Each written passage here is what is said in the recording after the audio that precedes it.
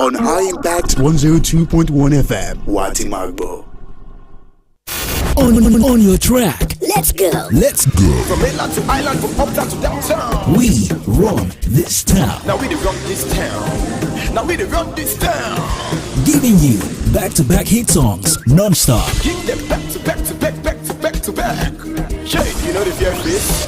High Impact 102.1 FM. Hey, High Impact.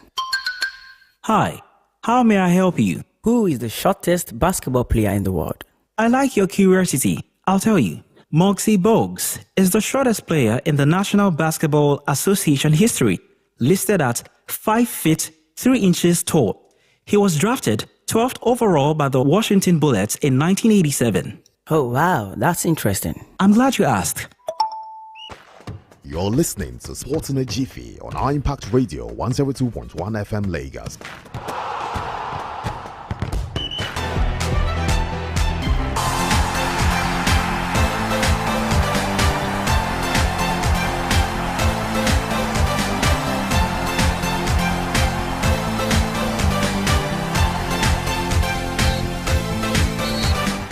A beautiful Thursday morning to everyone out there in the city of Lagos, the country Nigeria, whatever you're listening to us from. My name is Adeni Obafemi Falano. Welcome to another exciting episode of Sport in a Jiffy on Impact 102.1. There's a lot to talk about at this particular moment. Well, maybe the dust has not settled yet on the Super Eagles' disappointing 1-1 draw against Zimbabwe on Wednesday. On Tuesday, I beg your pardon. Well, that puts Nigeria's qualification for the FIFA World Cup into, should I say, disarray or whatever adjective I want to use at this particular moment. People are not happy. The players are not happy with themselves. Fans are also not happy with themselves. Journalists, as a matter of fact, are not happy with what happened at the Gospel Akpabio Stadium. And as my brother talking about Kweyemilawa would always say, maybe there's something wrong with the Gospel Akpabio Stadium. I don't know. He needs to stop whatever movie he has been seeing these days. I mean, if you're a lover of Nigeria home videos, you definitely understand why he's saying maybe there's something spiritually wrong with that particular stadium. But then again, the last FIFA World Cup we attended was in 2018. Games were played at the Gospel Akpabio Stadium, so I don't think the stadium is an excuse. But guess what? In 2021, if I'm not wrong, Nigeria played against Ghana. Talking about the playoff for the FIFA World Cup in 2022, Qatar 2022, and we played at home at Abuja, Moshood Abiola Stadium in Abuja. Guess what? That was where the dream of qualifying for the 2022 World Cup was shattered. So I don't think it's a case of stadium. I think it's a case of we are not putting our house in orders, or maybe the players allowing complacency to set into their game against Zimbabwe on Tuesday. I mean, that is normal. I mean, we defeated Rwanda away from home, so we should be able to beat Zimbabwe. Zimbabwe, they've not won any game during this qualification phase, so maybe complacency definitely stepped or crept into the games of the players, and that was why they were not able to win on that day. Well, only time will tell. There's a lot to talk about today from the home front, talking about the Nigerian Premier Football League as well as news from the continent. One particular country has said, no, we are no longer going to be hosting the CAF Under-20 Nations Cup. Well, I have news regarding that one. Also, we have news from the world of NBA. 2 games were played in the early hours of today. We'll be bringing you the results of that one, as well as telling you those that are into the playoff, the playoff position for the NBA for the 2024-2025 season. Also, we have news for Liverpool fans. Trent Alexander-Arnold is on his way to Real Madrid. But how quickly will he get there? Only time will tell. We'll go on a very, very quick break. When we come back, we'll be serving you all the news. Don't go anywhere.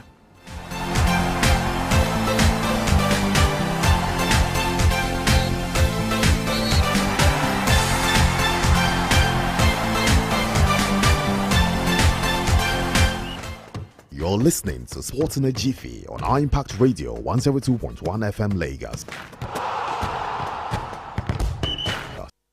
Don't set the standards. We are the standard. The frequency is 102.1.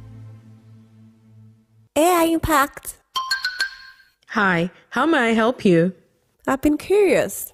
Who exactly is the youngest swimmer in the world? Oh, I'll tell you. Alzin Tarek, age 10, is the youngest and fastest swimmer in World Championships history.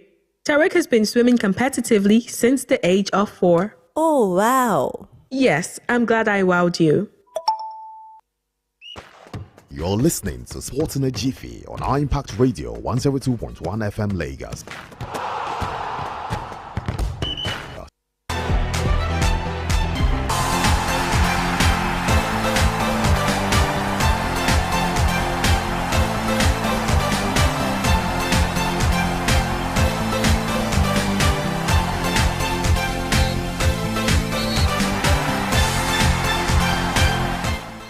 Welcome back to the show. Of course, it's still Sporting a Jiffy on our Impact 102.1. My name is Adeni Obafemi Falano. So charity, they say, begins from home. And where do we start from this morning? From the home front. Yesterday, and of course today, yesterday we had games from the Nigerian Premier Football League, match day 31 to be precise. And Kwara United got an impressive victory.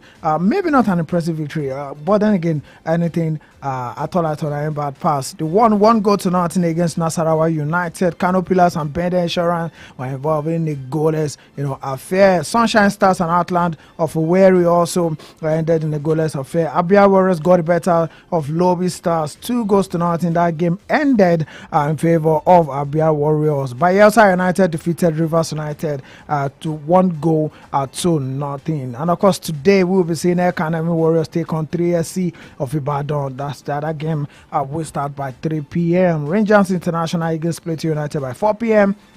Remo Stars and Ayimba by 4 p.m. Aqua United and Niger Tornadoes also by 4 p.m. Ikorodu City versus Katsina United game scheduled for today has been postponed. I'm talking about the table in the MPFL because by virtue of the loss that Rivers United suffered yesterday, that puts them still 5 points behind Remo Stars, though Rivers United have played 2 games more than Remo Stars. So Remo Stars are the all-important clash against Ayimba today. It's a very, very important game for them. They have to win this, and they go 7 points clear at the top of the table and with a game in hand. So the biggest game this match day 31 in the MPFL has to do with Remo Stars versus Ayimba, and that game will be going down in Ikene. 4 p.m. it is the time. Talking about the table in the MPFL, the top 3, talking about the teams that will qualify for the Champions League as well as the Confederations Cup. We have Remo Stars after 29 games, plus 17 goal difference and 57 points, followed by Rivers United with 31 points after 31 games with 8 goal difference and 52 points. Abia Warriors make the top 3 after 31 games with 50 points. Shooting Stars in 4th position, Rangers in 5th, Ikorodu City also in 5th, but they've all played 30 games. And talking about the relegation team, we have Outland of Owerri with 35 points with a -6 goal difference. Aqua United with 34 points with a -4 goal difference. Sunshine Stars of Akure with 34 points and a -16 goal difference. And of course the Whipping Boys of the league, that has to do with Lobby Stars. And of course Lobby Stars, their stars have been dimmed this season with 23 points and of course a -16 goal difference. So that's that regarding the Nigerian Premier Football League. Moving away from that, still touching African football at this particular moment, Cote d'Ivoire have announced late on Tuesday evening of the withdrawal from hosting the 2025 Under-20 African Cup of Nations just weeks before the commencement of the tournament. The tournament was originally scheduled for April 26th to May 18, 2025. In a statement, the Ivorian Football Federation announced that the president of the Ivorian Football Federation and chairman of the organizing committee for the Under-20 African Cup of Nations, Yassine Idris Diallo, confirms that the government has officially notified FIF of its decision to withdraw from hosting the tournament. from hosting the other 20 tournament. And of course, following the president's directive, the executive director relayed this information to the CAF Secretary General on Tuesday, March 25th, 2025. And of course, the president extends his deep gratitude to all those involving the organizational effort, and affirms that all parties will be informed of CAF's decision regarding the situation. Of course, CAF had already conducted the draw for the tournament on February 13, 2025 in Cairo, Egypt, with Group A comprising of Cote d'Ivoire, DR Congo, Ghana, Tanzania, and Central African Republic. And of course, Group B has Nigeria, Flying Eagles, Egypt, South Africa, and Morocco, with Group C having champions Senegal, Zambia, Kenya, and Sierra Leone. And of course, made there a report that CAF is discussing with Egypt about replacing Cote d'Ivoire as host. And of course, the four semi-finalists will qualify as African representative for the 2025 Under-20 World Cup in Chile.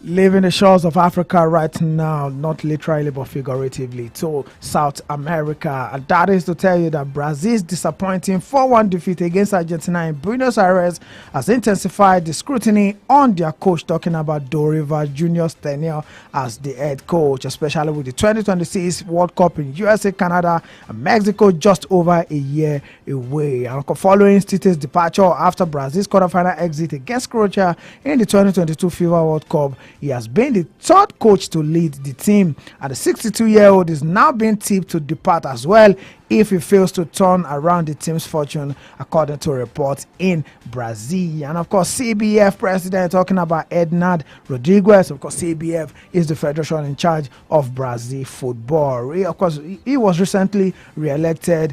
He has previously identified Carlo Ancelotti as his top managerial target in 2023, with Pep Guardiola also considered before he extended his contract with Manchester City. However, the Italian, talking about Carlo Ancelotti, has indicated that any discussion would only advance after the Club World Cup, which Real Madrid will participate in between June and July in the United States of America. Ancelotti remains under contract with Real Madrid or the 2026, and if he secures major silverware such as La Liga or the Champions League, talking about the UEFA Champions League, club president Florentino Perez is expected to keep him at the helm of affairs. And of course, the Italian has previously stated that he would never willingly leave Real Madrid, but should the club end the season without a major trophy, Brazil may see an opportunity to lure him away from Real Madrid. With Carlo Ancelotti availability uncertain, the CBF is also weighing other potential options. Among the names being considered is Felipe Luis, the former Atletico Madrid defender and current Flamengo coach.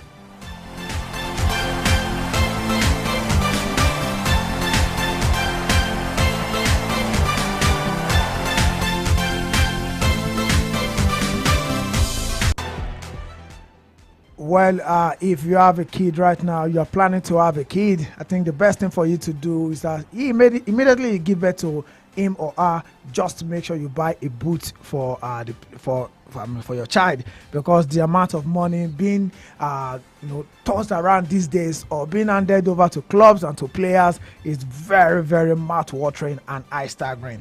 Talking about the amount being thrown around, FIFA has confirmed that the winner of the 2025 FIFA World Cup will earn up to $125 million.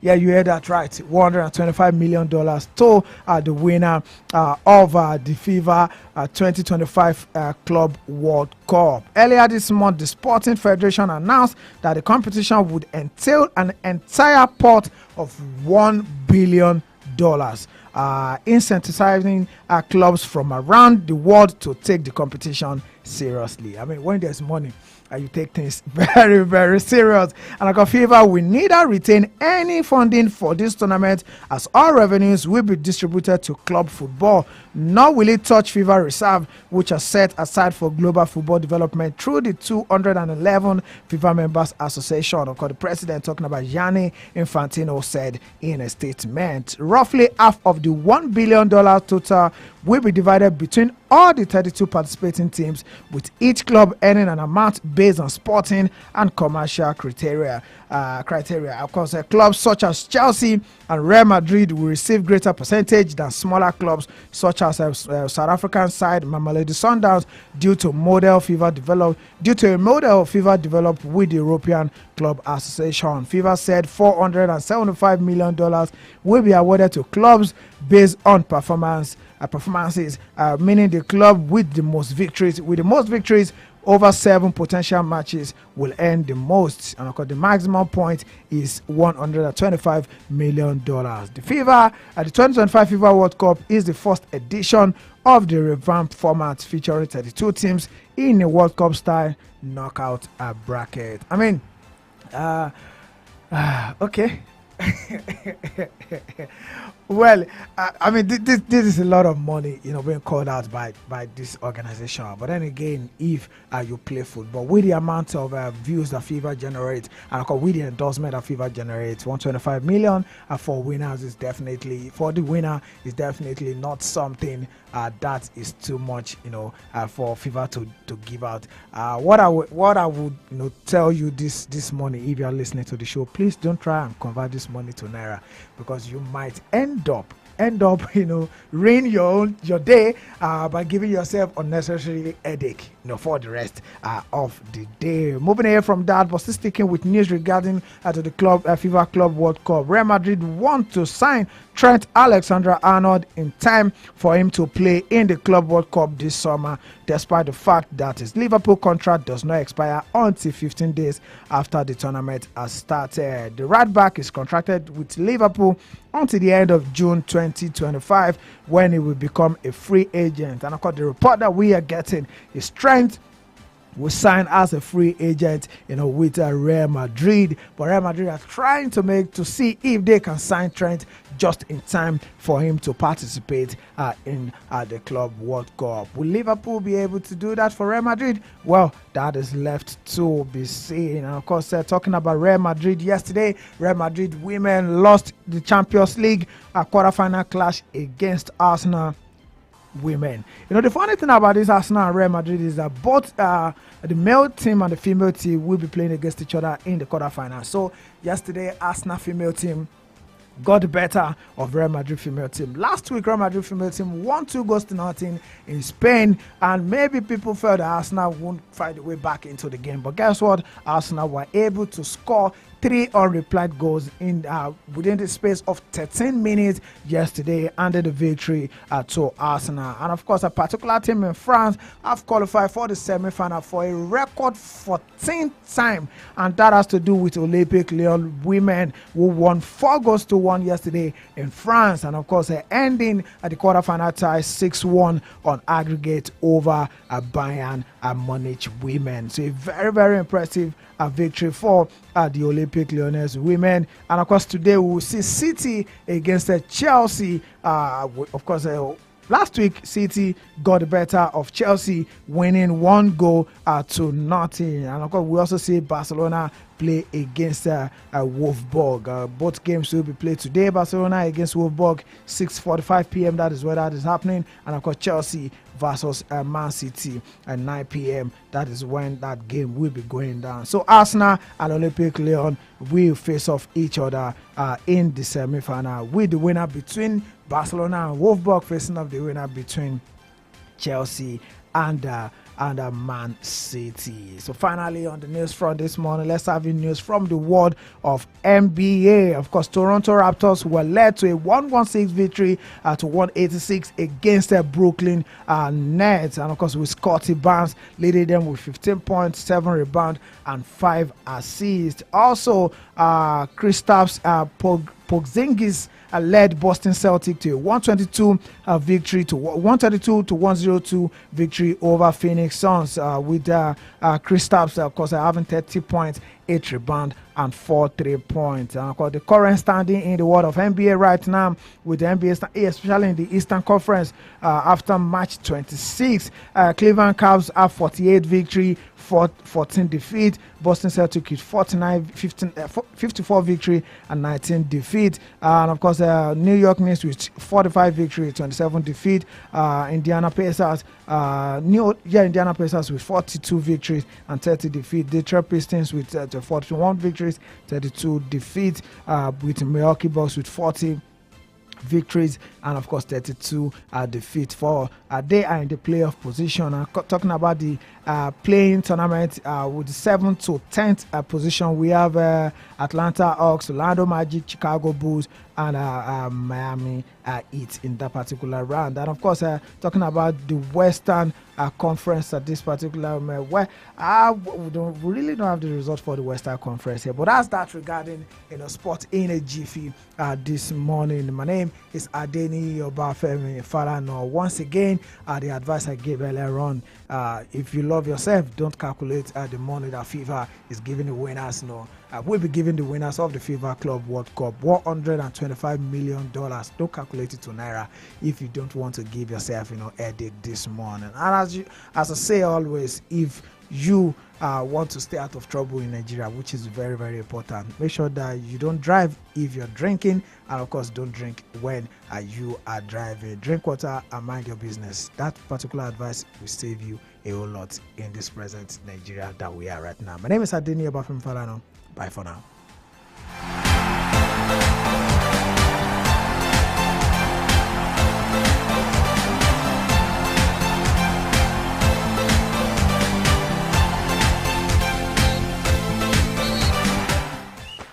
You're listening to Sports in a Jiffy on our Impact Radio 102.1 FM Lagos.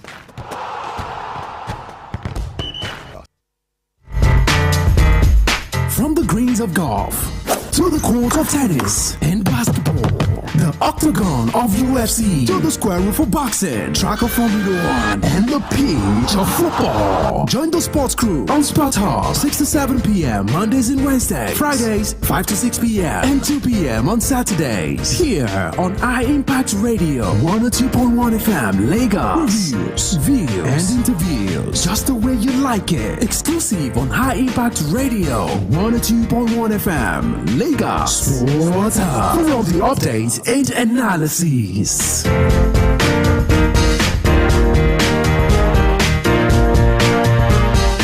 Hey, High Impact.